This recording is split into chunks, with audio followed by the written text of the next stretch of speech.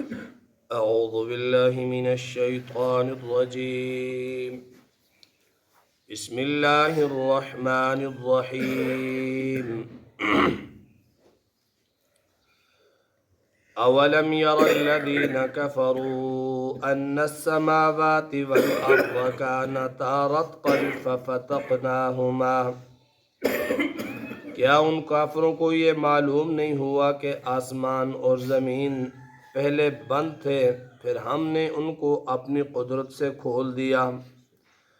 وَجَعَلْنَا مِنَ الْمَاءِ كُلَّ شَيْءٍ حَيٍّ، اور ہم نے پانی سے ہر جاندار چیز کو بنایا۔ افلا یؤمنون، کیا ان باتوں کو سن کر بھی ایمان نہیں لاتے؟ وَجَعَلْنَا فِي الْأَرْضِ رَوَاسِيَ أَن تَمِيدَ بِهِمْ، اور ہم نے زمین میں اس لیے پہاڑ بنائے کہ زمین ان لوگوں کو لے کر ہلنے نہ لگے۔ وَجَعَلْنَا فِيهَا فِجَاجًا سُبُلًا لَعَلَّهُمْ يَهْتَدُونَ، اور ہم نے اس زمین میں کشادہ رستے بنائے تاکہ وہ لوگ ان کے ذریعے منزل مقصود کو پہنچ جائیں۔ وَجَعَلْنَا السَّمَاءَ سَقْفًا مَحْفُوظًا، اور ہم نے اپنی قدرت سے آسمان کو ایک محفوظ چھت جیسا بنایا۔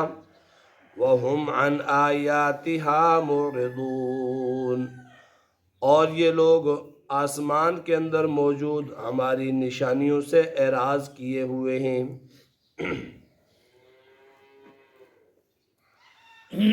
کل کے درس میں اللہ تعالیٰ کی وحدانیت بیان ہوئی،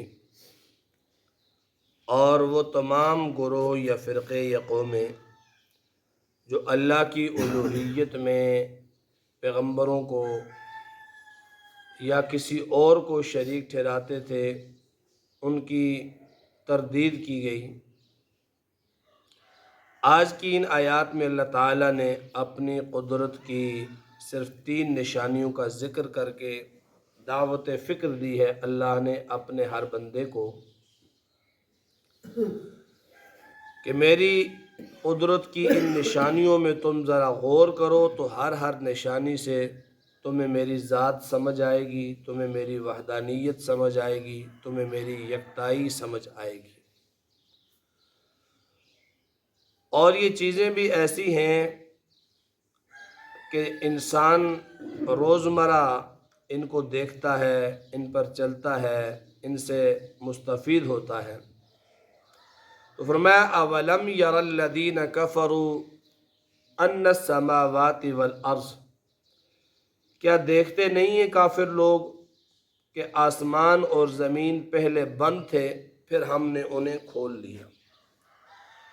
یہاں دیکھنے سے مراد آنکھوں کا دیکھنا نہیں ہے، بلکہ دل کا دیکھنا مراد ہے، یعنی علم کے معنی میں ہے دیکھنا۔ کیونکہ جب اللہ تعالیٰ نے آسمان اور زمین بنائے تھے تو اس وقت وہ کافر بھی موجود نہ تھے، پیدا ہی نہیں ہوئے تھے۔ اور اسی طرح قرآن پاک کے اندر اور بہت سارے مقامات پر اس دیکھنے کا ذکر آیا، اور مراد اس سے بھی جو ہے وہ علم ہے۔ جس طرح الم تر کیف فعل ربک باصحاب الفیل، اے نبی کیا آپ نے دیکھا نہیں ہے کہ ہم نے ہاتھی والوں کے ساتھ کیا کیا؟ حالانکہ یہ ہاتھیوں والا واقعہ حضور صلی اللہ علیہ وسلم کی پیدائش سے پہلے کا تھا، اور آپ صلی اللہ علیہ وسلم دنیا میں بعد میں تشریف لائے۔ اسی طرح اور بہت سارے مواضع پر، بہت سارے مقامات پر ذکر ہے۔ پہلی قوموں پر جب عذاب کا ذکر اللہ فرماتے ہیں تو وہاں پر بھی یہی لفظ ذکر کرتے ہیں۔ تو اس دیکھنے سے مراد علم ہے، یقینی علم۔ کیا تمہارے پاس علم نہیں ہے؟ کیا تمہیں معلوم نہیں ہے؟ کیا تم نہیں جانتے؟ اور یہ زبان میں عام طور پر استعمال ہوتا رہتا ہے۔ ہم بھی اگر کسی پرانے واقعے کا ذکر کریں جو ہم نے نہ دیکھا ہو، ہمارے باپ دادوں کے زمانے کا ہو، تو اس کی بھی تعبیر یوں کرتے ہیں کہ تجھے معلوم نہیں ہے کیا ہوا تھا، تو دیکھتا نہیں ہے کیا ہوا تھا۔ تو مراد اس سے علم ہوتا ہے۔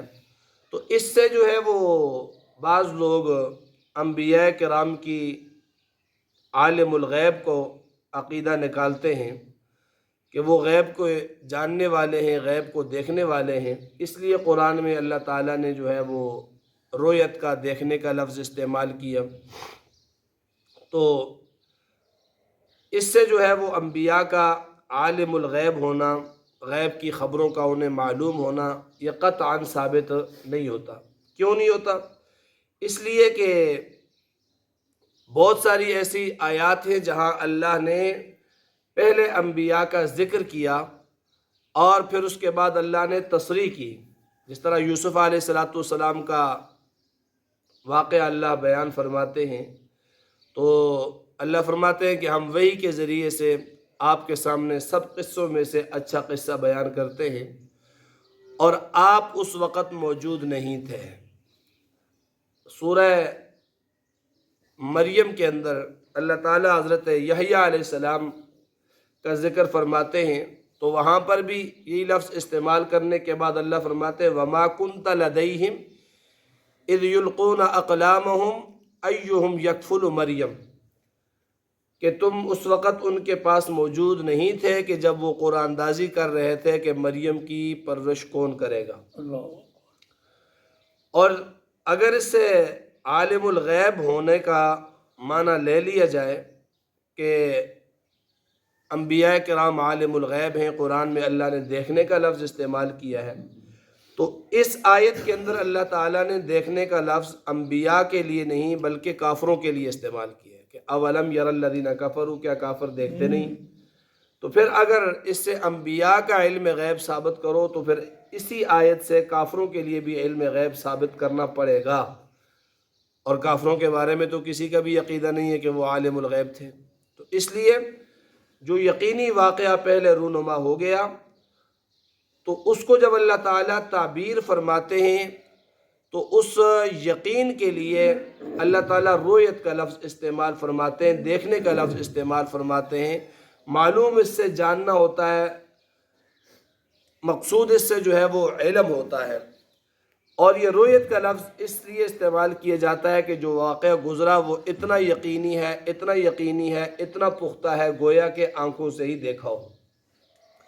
فرمایا ان السماوات والارض کانتا رتقا، آسمان اور زمین کانتا دونوں تھے، رتقا بند، ففتقناہما، پھر ہم نے اپنی قدرت سے انہیں کھول دیا۔ دو تفسیریں کی ہیں مفسرین نے۔ ایک تفسیر تو یہ ہے کہ ابتدا میں جب اللہ تعالیٰ نے آسمان اور زمین کو بنایا تو ایک ہی مادے سے بنایا، اور یہ دونوں آپس میں چپکے ہوئے تھے، جڑے ہوئے تھے، ملے ہوئے تھے۔ پھر اللہ نے حکم کیا تو زمین والا حصہ الگ، آسمان والا حصہ الگ ہو گیا۔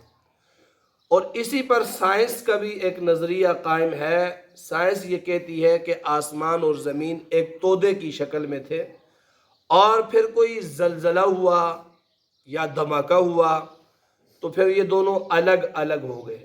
یہ تو سائنس اپنے ذہن سے لوگ جو ہے وہ نظریات بناتے ہیں۔ اگر اسی کو مان لیا جائے کہ یہ دونوں ملے ہوئے تھے تو قرآن بھی کہتا ہے کہ کانتا رتقا، یہ دونوں ملے ہوئے تھے۔ ففتقناہما، پھر ہم نے ان دونوں کو کھول دیا۔ سائنس تو کہتی ہے کہ واللہ عالم کوئی دھماکہ ہوا ہو یا کوئی زلزلہ ہوا ہو تو وہ الگ ہوئے ہوں، تو اسلامی نظریہ یہ کہتا ہے کہ وہ ملے ہوئے تھے تو اللہ کے حکم سے وہ الگ الگ ہو گئے۔ دوسری تفسیر یہ کی ہے کہ کانتا رتقن، یہ بند تھے آسمان بھی زمین بھی، آسمان سے پانی نہیں اترتا تھا، بارش نہیں ہوتی تھی، اور زمین کے اندر جو ہے وہ رویدگی والی صلاحیت نہیں تھی، زمین کے مسام بند تھے، کوئی چیز اس سے اگتی نہیں تھی۔ تو اللہ نے آسمان سے پانی اتارا اور زمین کے مسامات کھول دیے، پانی اس کے اندر اترا، اور پھر اس سے جو ہے نا وہ سبزہ وغیرہ اگنے لگ گیا۔ پہلے جو ہے وہ دونوں بند تھے۔ فرمایا پھر وَجَعَلْنَا مِنَ الْمَاءِ كُلَّ شَيْءٍ حَيٍّ، ہم نے پانی سے ہر جاندار چیز کو بنایا۔ ہر جاندار چیز کی زندگی کا دار و مدار پانی پر ہے۔ اس کی بھی دو تفسیریں ہیں، بلکہ دو سے زائد بھی ہو سکتی ہیں۔ ایک تو یہ ہے کہ یہی پانی جو آسمان سے بارش برستی ہے اور زمین کے اندر جذب ہوتی ہے، پھر زمین کی تہوں میں پانی جو ہے وہ چلا جاتا ہے۔ ظاہر سی بات ہے زمین پر رہنے والے ہر جاندار، حشرات الارض، ہر جاندار کی زندگی اسی پانی کے ساتھ ہے کہ اگر یہ پانی نہ ہو تو کوئی بھی چیز اس کرۂ ارضی پر زندہ نہیں رہ سکتی۔ ہر چیز کو زندگی کے لیے پانی ضروری ہے، خوراک کے لیے پانی ضروری ہے، نباتات کے لیے پانی ضروری ہے، زراعت کے لیے پانی ضروری ہے۔ اور خود اگر انسان کے اس وجود پر غور کیا جائے تو انسان کے اس وجود میں جہاں ہم کہتے ہیں رگوں میں خون چلتا ہے، تو اس میں بھی خون کا تناسب کیا ہے؟ 70% جو ہے وہ پانی ہے اور 30% وہ خون کا مادہ ہے۔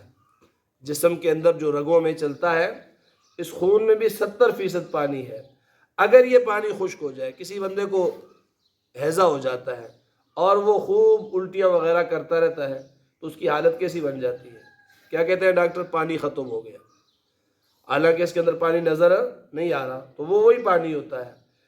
اگر یہ پانی بالکل ختم ہو جائے تو خون گردش کرنا ہی بند کر دے تو پھر موت واقع ہو جائے۔ تو پانی ہر چیز کے لیے، اللہ فرماتے ہیں ہر چیز کو زندہ رکھنے کے لیے پانی ضروری ہے۔ ایک تفسیر یہ، دوسری تفسیر عام تفسیر ہے کہ ہر انسان کی، ہر حیوان کی، ہر کیڑے مکوڑے، ہر درندے کی جو پیدائش ہوتی ہے وہ اسی پانی سے ہوتی ہے، جس کو اللہ فرماتے ہیں کہ ہم نے تمہیں ایک نطفے سے پیدا کیا۔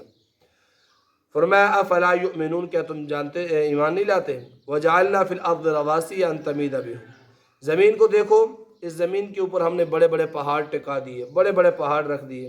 کیوں رکھے؟ ان تمید بہم، کہ یہ زمین تمہیں لے کر ہلے نہیں، یہ زمین حرکت نہ کرے، اس لیے کہ یہ زمین بھی یہ باقی سیاروں کی طرح ایک معلق ہے۔